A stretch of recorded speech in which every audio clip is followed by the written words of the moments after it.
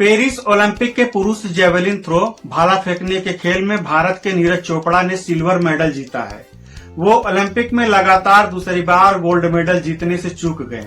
पाकिस्तान के अरशद नदीम ने इतिहास रचते हुए गोल्ड मेडल जीता और नया ओलंपिक रिकॉर्ड भी बनाया। अरशद नदीम ने 92.97 मीटर का थ्रो फेंका, वहीं नीरज चोपड़ा का बेस्ट थ्रो 89.45 मीटर का रहा और उन्हें सिल्वर मेडल से ही संतोष करना पड़ा।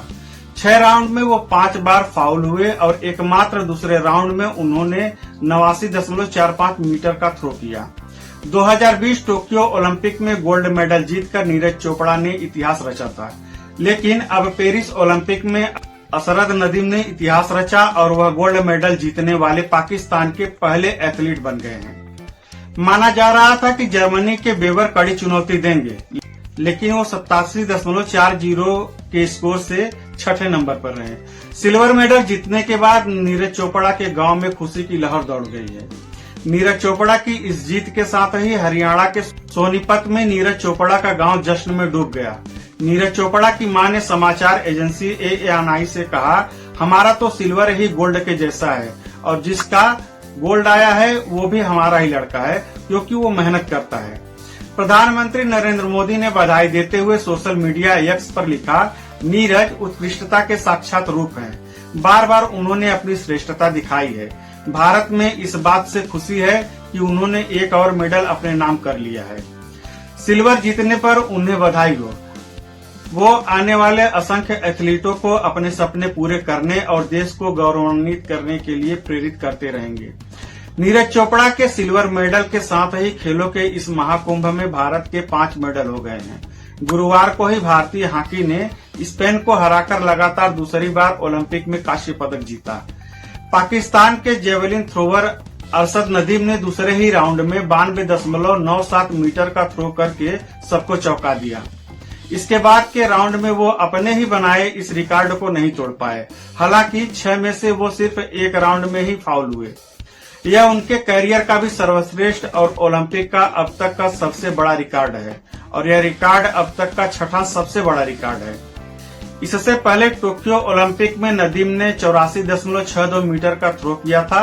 साल 2022 में अरशद नदीम ने 90.18 मीटर के थ्रो के साथ कॉमनवेल्थ गेम्स में रिकॉर्ड कायम किया था।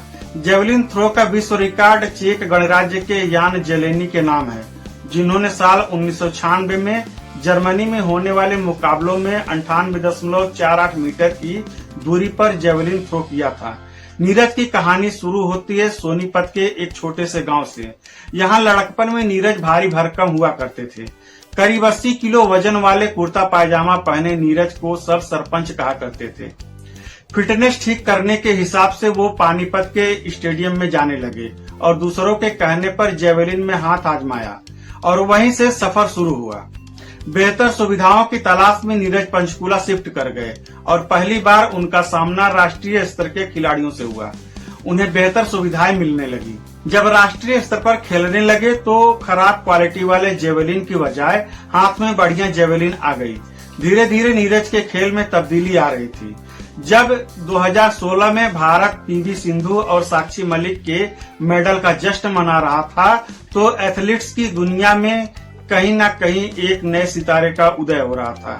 ये वही साल है जब नीरज ने पोलैंड में U20 विश्व चैंपियनशिप में गोल्ड मेडल जीता था। जल्द ही ये युवा खिलाड़ी अंतर्राष्ट्रीय स्तर पर छाने लगा। नीरज चोपड़ा ने गोल्ड कोस्ट में हुए राष्ट्रमंडल खेलों में 86.47 मीटर के जेवलिन थ्रो के साथ स्वर्ण पदक जीता, तो 2018 में एशियाई खेलों में 88.07 मीटर तक जेवलिन थ्रो का रिकॉर्ड बनाया और स्वर्ण पदक भी जीता। लेकिन 2019 नीरज चोपड़ा के लिए बेहद मुश्किलों भरा रहा। कंधे की चोट के कारण वे खेल नहीं पाए और सर्जरी के बाद कई महीने तक आराम करना पड़ा। फिर 2020 आते आते तो कोरोना के चलते अंतर्राष्ट्रीय प्रतियोगिताएं नहीं हो पाई। हालांकि ये पहली बार नहीं है जब घायल होने की वजह से नीरज को इस कदर परेशानी हुई। 2012 में जब वो बास्केटबॉल खेल रहे थे तो उनकी कलाई टूट गई थी, वही कलाई जिससे वो थ्रो करते थे। तब नीरज चोपड़ा ने कहा था कि एक बार उन्हें लगा था शायद वे अब न खेल पाएं, लेकिन नीरज की मेहनत और उनकी टीम की कोशिश से वो उस पड़ाव को भी पार कर गए। आज की तारीख में भले उनके पास विदेशी कोच हैं, बायोमैकेनिकल एक्सपर्ट हैं, पर 2015 के आसपास तक नीरज ने एक तरह से खुद ही अपने आप को ट्रेंड किया, जिसमें घायल होने का ज्यादा खतरा बना रहता था। इसके बाद ही उन्हें अच्छे कोच और दूसरी सुविधाएं मिलने शुरू हुई। खिलाड़ियों को मैदान में केवल अपना सर्वश्रेष्ठ ही नहीं देना होता, बल्कि मैदान के बाहर भी बहुत संघर्ष करना पड़ता है, खासकर अपनी डाइट और फिटनेस रूटीन को लेकर। यही कारण है कि नीरज चोपड़ा को जिम में घंटों बिताने पड़ते थे। एक साक्षात्कार में उन्होंने बताया था कि लोडिंग फेज में वो 1-2 नहीं बल्कि 7-8 घंटे तक जिम करते थे।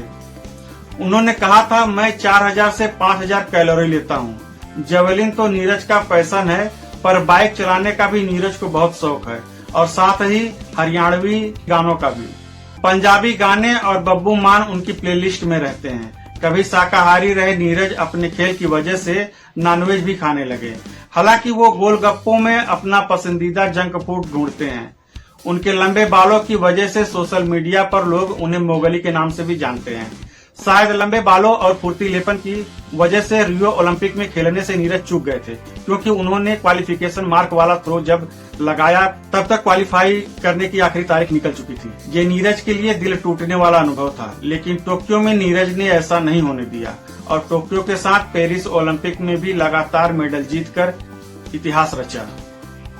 तो साथियों, ये थी नीरज चोपड़ा के बारे में छोटी सी जानकारी। कैसी लगी?